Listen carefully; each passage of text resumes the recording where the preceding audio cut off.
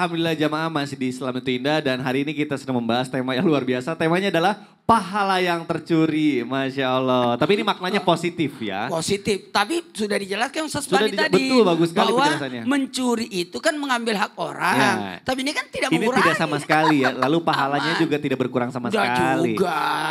Ustadz Maulana mohon izin kita lanjut nih ya. Ya. Ustadz ketika ada orang yang beribadah di masjid, apakah orang kita bisa mencuri pahala dari mereka? Nah ini lantas bagaimana nih cara kita mencuri ibadah dari orang yang beribadah di masjid? Aduh ini penting banget. Ada caranya. Gimana sih saya pengen tahu Ustadz? Oke baik, bismillahirrahmanirrahim. Izin Ustaz Bani, Ustaz Sam. Kepada semuanya, Masya Allah tabarakallah. Hari ini kita harus bergembira. Karena ternyata ada chip apa itu?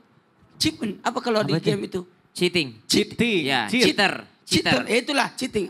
Artinya apa sih? Cheater. Cheat sebenarnya. Pelaku curang. Ya pelaku curang. Tapi curangnya ini curang yang bagus. Kenapa? Karena ada orang bisa mengambil ibadahnya orang.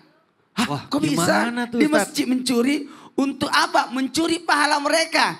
Lantas bagaimana cara mencuri ibadah dari orang yang beribadah di masjid?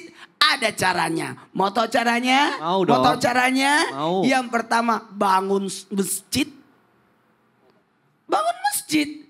Setiap orang salat di masjid itu kita dapat pahala dari salatnya. Tapi tanpa mengurangi pahalanya orang salat di masjid.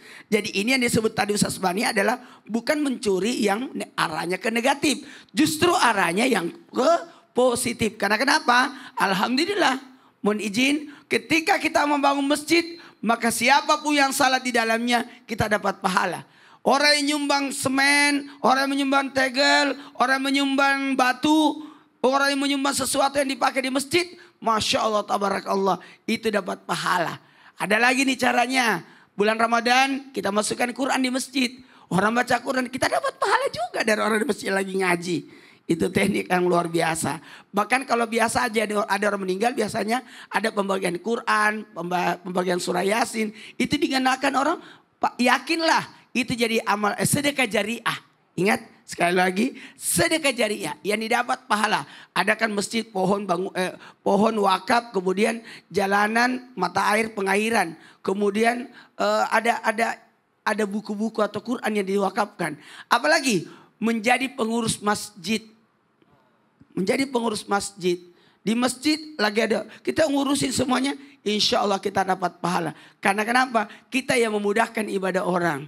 Bayangkan kita perbaiki keran masjid, nyumbang keran masjid dan sebagainya. Mesin pompa yang dipakai orang berudu. Berapa orang yang berudu di situ, kita dapat pahala. Masya Allah, tabarakallah. Jadi ini luar biasa pahalanya. Apalagi termasuk ketika bisa beribadah di masjid. Ada kan sholat berjamaah. Ada orang sholat sendiri. Kita ikut aja di belakangnya. Semoga dia juga dapat kemuliaan daripada sholat berjamaah. Jadi termasuk sedekah. Ketika orang sholat di masjid, kita ikut menjadi makmumnya. Sehingga orang itu alhamdulillah mendapatkan pahala. Justru dicuri, justru dapat pahala. Namanya sedekah. Betul. Bersedekah dalam ibadah. Jadi mohon maaf tanpa menggurui. Mudah-mudahan ini jadi pembelajaran besar buat kita. Supaya apa? Ternyata banyak lahan pahala yang bisa kita dapat. Dengan itulah. Cheating itu. Betul. Nge-cheat. Nge-cheat. Iya. Oh nge-cheat ya nge-cheat. Iya. Ini kalau bahasa gaulnya gitu anak jaksel ya. Waduh.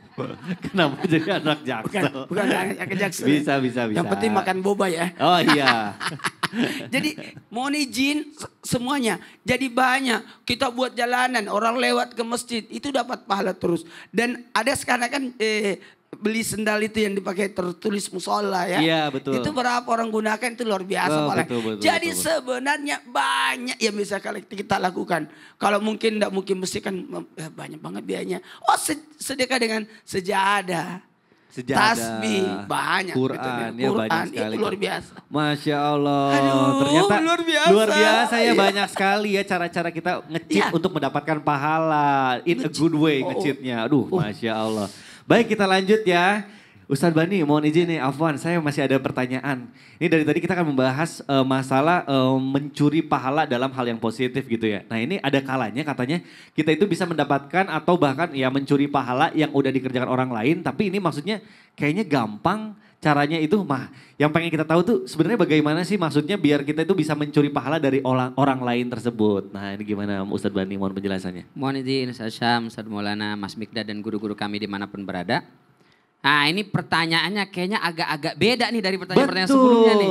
Kalau sebelumnya maknanya positif, tapi kalau ini itu bisa-bisa mengurangi pahala ibadah seseorang. Bahkan bisa jadi na'udzubillah min dzalik. Kalau pahala ibadahnya nggak cukup bisa jadi dosa kita yang dipindahkan kepada dia. Aduh. Serem nih kalau ini nih. Tapi ini penting. Ini pertama menunjukkan Allah sangat menjaga dan melindungi kita.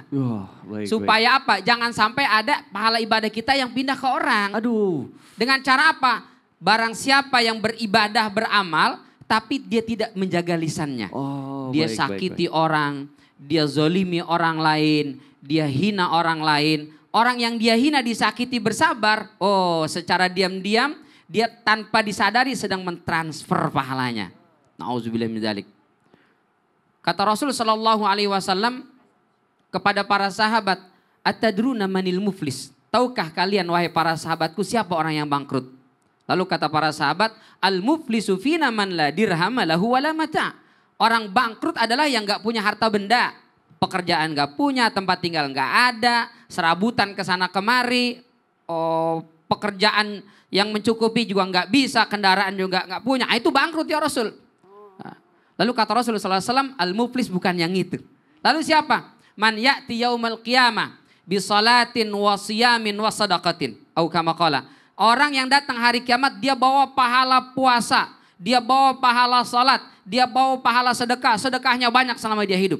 Salatnya nggak pernah henti. Puasanya jangankan yang wajib, yang sunnah pun dikerjakan. Bahkan yang hadisnya lemah pun semua digarap sama dia. Nggak ada satupun yang ditinggal.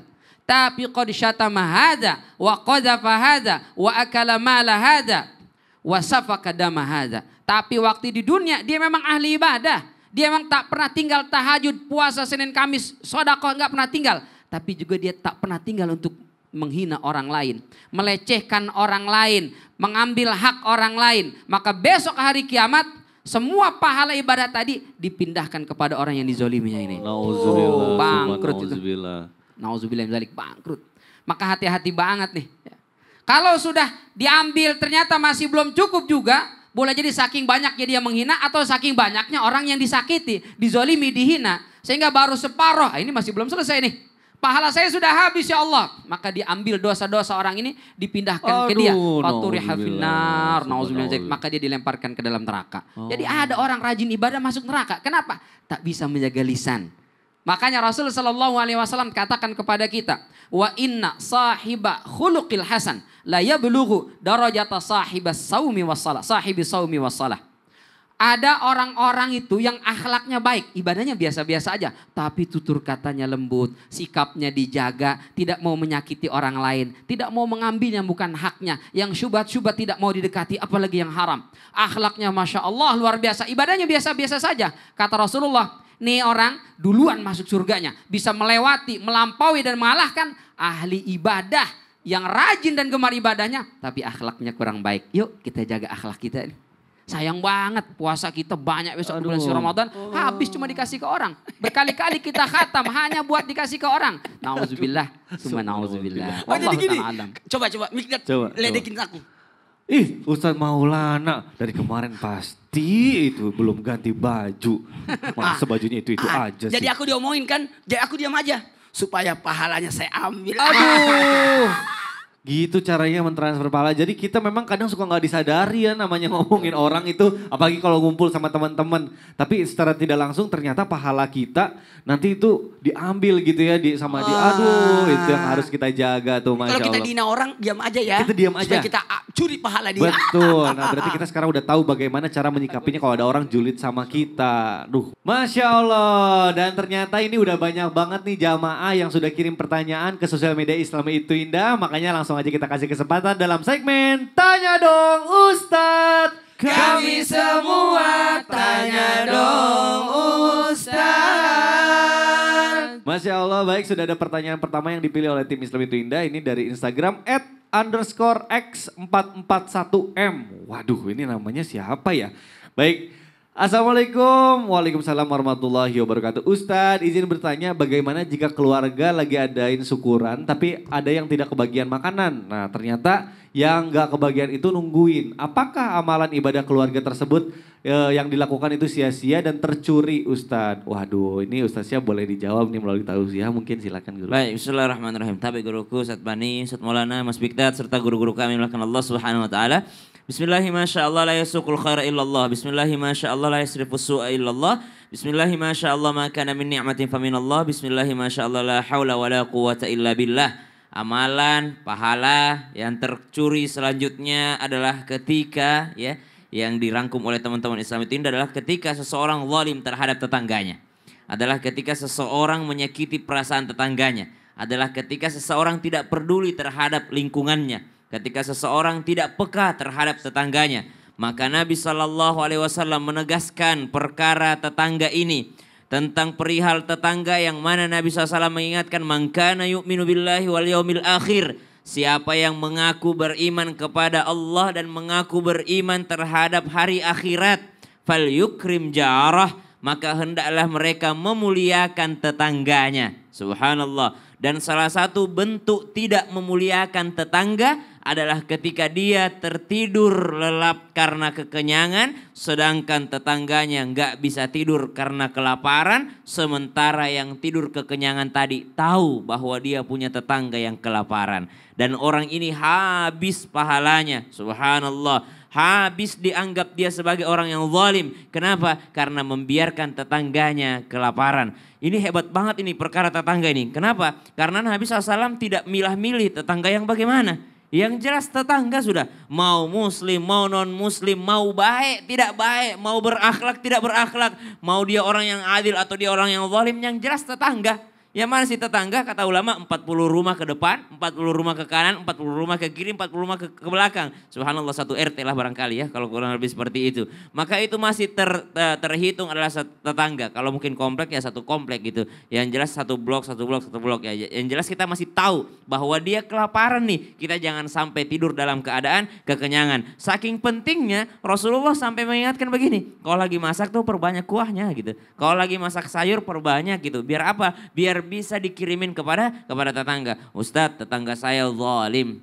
Tetangga saya tidak baik akhlaknya. Tetangga saya buruk akhlaknya. Dia suka zalim. Waduh, kalau buang sampah atau kalau tengah malam suka berisik. Gimana ya? Saya mau baik sama dia tapi dia jahat sama kita duluan Ustadz. Subhanallah. Kita nih diingatkan sama Nabi, diingatkan tentang akhirat. Siapa yang beriman kepada Allah, kepada hari akhir, maka hendaklah dia berbuat baik, memuliakan tetangganya. Tidak ada hubungannya dengan mengatakan siapa yang tetangganya baik-baik juga lah kepada mereka. Nabi bilang siapa yang beriman kepada Allah dan hari akhir muliakan tetangga. Jadi kita berbuat baik kepada tetangga modalnya modal iman. Modalnya modal iman. Mohon maaf ini, kita ini bukan kucing. Kucing itu ya dikasih makan baik sama kita. Mohon maaf, anjing kalau kita kasih makan, kalau kita sayang-sayang, itu anjing sayang sama kita. Betul. Kita ini manusia berakal dan beriman. Orang berakal dan beriman tidak tunggu dikasih makan baru mau ngasih makan. Nggak nungguin dibaikin baru mau baikin balik. Bahkan dia dizalimin pun kalau manusia beriman dia tetap kembalikan kepada Allah Subhanahu wa taala. Coba kita dengar kisah daripada cicit-cicit baginda Nabi SAW. Ya ada Ali Zainal Abidin. Ya beliau dicaci maki sama orang. Engkau ini pendusta, engkau ini orang munafik, engkau ini tidak adil, engkau adalah orang fasik. Subhanallah. Kata Imam Zainal Abidin udah selesai. Kata Imam Zainal Abidin, yang kau sebutkan itu hanya sebahagian. Masih banyak lagi sebahagian keburukanku yang tidak kau ketahui. Subhanallah. Jadi dimarahin sama orang, diomelin sama orang, dia bilang, masih banyak kekuranganku yang tidak kau ketahui. Sekarang ini uang saya berikan kepadamu. Ditanya, kenapa engkau melakukan itu? Kenapa engkau mengejekku, menghinaku? Kata orang tersebut, karena saya ditawari, diiming-imingi uang supaya saya bisa membuatmu marah. Tapi ternyata engkau tidak marah. Kata beliau, Imam Zainal Abidin, kalau engkau butuh uang tinggal ngomong aja. Kenapa harus jelekin aku dulu kalau cuma butuh uang. Nih uang buat kamu. Subhanallah. Jadi orang beriman kepada Allah dan hari akhir, hendaklah ia memuliakan orang lain, hendaklah ia memuliakan tetangga. Ada tetangga dia punya hak tetangga. Tetangganya muslim, dia punya hak sebagai tetangga dan sesama muslim. Tetangganya muslim dan masih saudara, dia punya hak sebagai tetangga, sebagai muslim dan sebagai saudara juga. Maka pahalanya silaturahim. Bisalah habis pahala kita, pahala sholat kita. Kita tertidur lelap, tengah malam bangun tahajud. Tapi ternyata tetangga kita ada yang belum tidur sampai waktu tahajud disebabkan karena kelaparan. Apalagi kalau kita berbuat zalim kepada mereka, kita enggak berbuat apa-apa pun dan tidak peduli kepada mereka, itu sudah termasuk kejahatan. Maka mudah-mudahan kita terhindar daripada hal tersebut. Kenapa? Karena ternyata pahala bisa habis ketika kita zalim terhadap orang lain. Man kana yu'minu billahi wal yaumil akhir falyukrim jarah. Siapa yang beriman kepada Allah dan hari akhir, maka hendaklah dia memuliakan tetangganya. Wallahu taala. Ya Allah, luar biasa ya, Islam begitu mengajarkan bahwa kita itu harus memuliakan tetangga. Nah ini ngomong-ngomong ini soal tema kita, saya sebentar dulu nih, saya harus cari tempat ngumpet dulu. Aduh bahaya nih, saya ngumpet di mana ya? Aduh. Mas Piktet, kenapa? Saya mau ngumpet dulu Ustaz. Kenapa ngumpet? Iya Ustaz jangan kasih tahu yang lain. Oh iya? Ya saya ngumpet dulu. Kenapa sih? Apalagi. Ada masalah apa nih? Apalagi nih orang ini nih. Iya. Takut kenapa sih? Aduh Ustaznya malah kesini Takut lagi. kenapa? Saya mau ngumpet. Soalnya saya itu lagi takut. Saya itu takut kalau pahala saya itu dicuri sama orang. Nah saya pengen tahu gimana caranya supaya saya itu terhindar dari orang yang mau mencuri pahala saya. Gitu. Makanya saya mau ngumpet. Jadi kenapa sih seperti itu ya? Dia takut banget. Gimana dong? Iya. Di sini Gimana sih caranya? Di sini nggak ada lampu, kita gelap banget. Oh iya ya udah deh kita Ayo, maju kita aja. kesana deh. Tadi makanya saya mau ngumpet. Ya, Tapi gak usah ya, gak usah kayak gitu caranya. Ada Supaya kita caranya terhindar pasti. gimana sih? Kenapa Sasam? Ada caranya. Ada pasti, caranya? biar tidak terhindar. Jelasin dong Ustaz. Jangan sekarang. Oh jangan sekarang, kapan Kalau dong? begitu setelah yang satu ini, Iya. jangan kemana-mana. Oke deh, kalau Tetap gitu. di Islam Indah Jamaah, Jamaah. jamaah. Alhamdulillah. Kalau ngumpet di situ. Oh.